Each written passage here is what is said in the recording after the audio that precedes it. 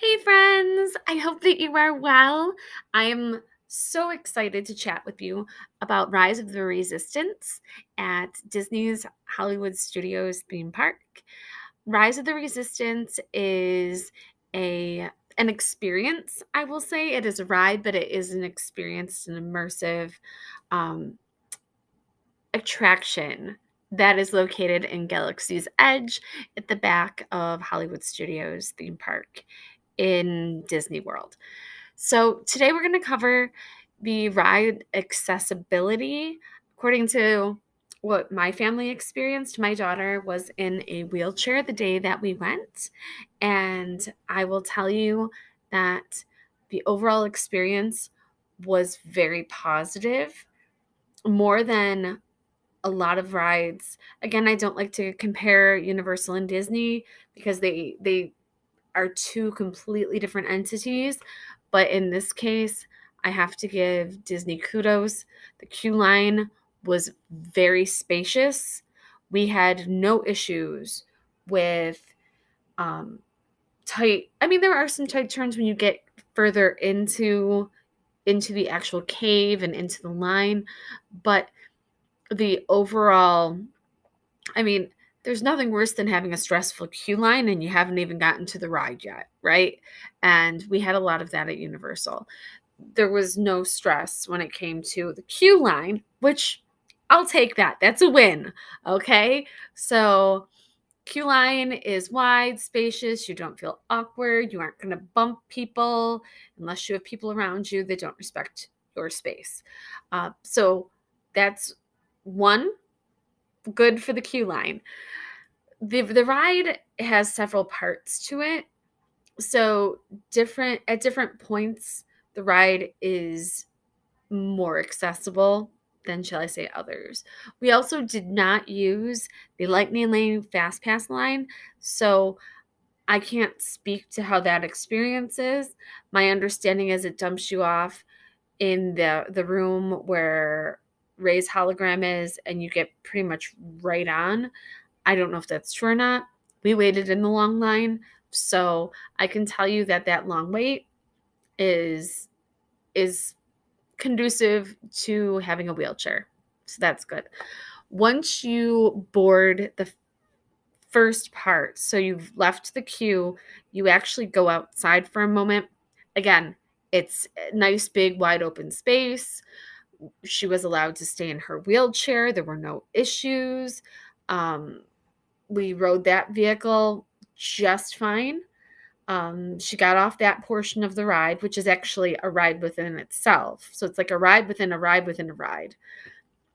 We got off that, and then we were emptied out into an even bigger space where there are stormtroopers, and it's often the picture that you see when people talk about Rise of the Resistance.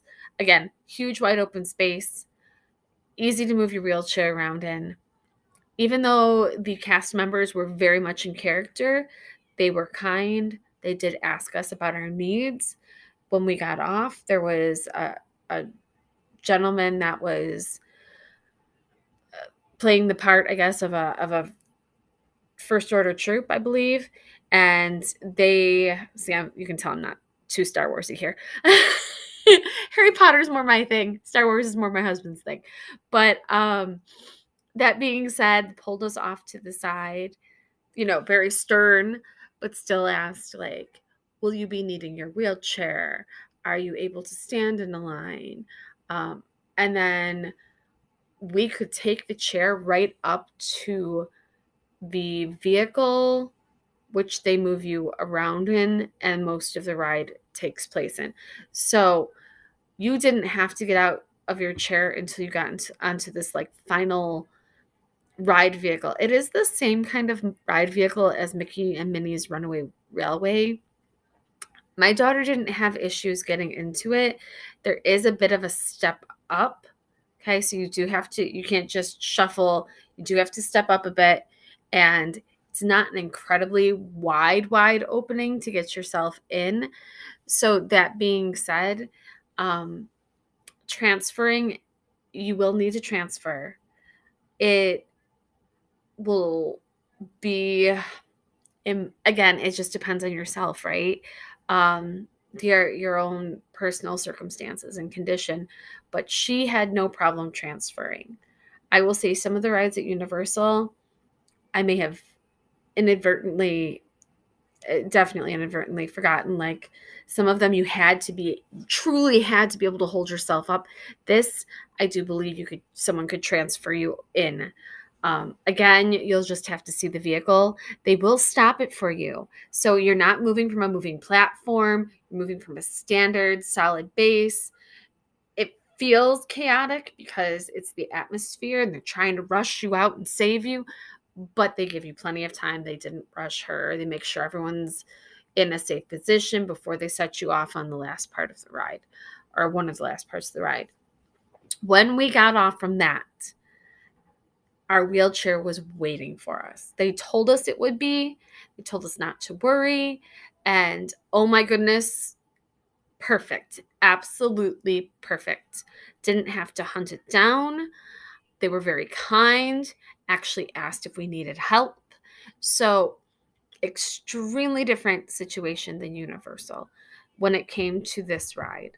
I would say, as far as helpfulness, the cast members were as helpful as the people that we ran into at Gringotts.